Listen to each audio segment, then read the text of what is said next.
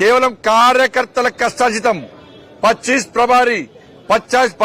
ప్రభారీ polling booth ఏజెంట్లు మండలాధ్యక్షులు గ్రామ స్థాయి నుంచి రాష్ట్ర స్థాయి వరకు కార్యకర్తలు నాయకులు అందరూ కూడా దాదాపు 1 రోజుల పాటు 15 రోజుల పాటు ఇలా ఎట్లా తిరిగిరంటే నిజంగా కార్యకర్తలు నిజంగా హ్యాట్సాఫ్ అన్నా.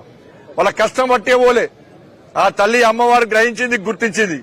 ఆ తల్లి ఆశీర్వాదం వల్ల మా మోడీ గారి దయ వల్ల ఈ రోజు ఇంత భారీ విజయం ఇవాళ మేము సాధించినాం. ఇలా కాంగ్రెస్ పార్టీ ఎన్ని పైసలు వంచిందో మీ అందరూ తెలుసు.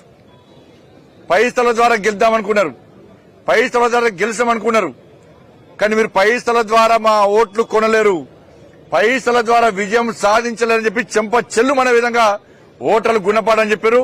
భారతీయ జనతా పార్టీ విజయం చేకూర్చిపెట్టారు. వాస్తవానికి ఆ బీఎస్పీ అభ్యర్థి సెకండ్ వస్తారనుకున్నాం. ఆ బీఆర్ఎస్ పార్టీ సపోర్ట్ చేసి third wicket, BRS party support చేసి థర్డ్ వికెట్. ఇంకో సెకండ్ వస్తాం, కాంగ్రెస్ పార్టీ థర్డ్ పోతుంది అనుకున్నాం. ఈ చర్చ జరిగింది.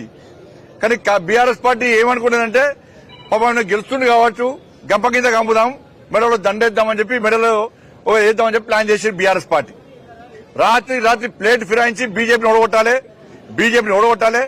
కాంగ్రెస్ క్యాండిడేట్ కాంగ్రెస్ వాళ్ళు చూసుకుంటారు, ఈ బీఎస్పీ క్యాండిడేట్ మేము చూసుకుంటాం. ఓట్లు చీల్చాలి, భారతీయ జనతా పార్టీని ఓడగొట్టాలని చెప్పి ఈ 2 పార్టీలు కుట్రలు పడినాయి.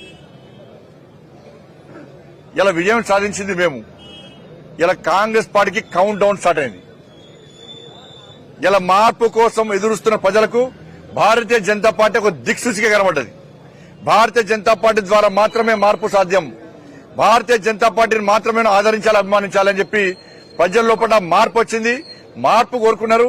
ఇలా మార్పు కోరిన తర్వాత భారతీయ జనతా పార్టీకే ఈ అవకాశం ఇవ్వాలని చెప్పి ప్రజలు భావిస్తున్నారు. కాబట్టి ఎక్కడ ఏ ఎన్నికలు జరిగినా కూడా ఈ విజయ పరంపర ఇదే స్థాయిలో ఇదే విధంగా కొనసాగుతుంది.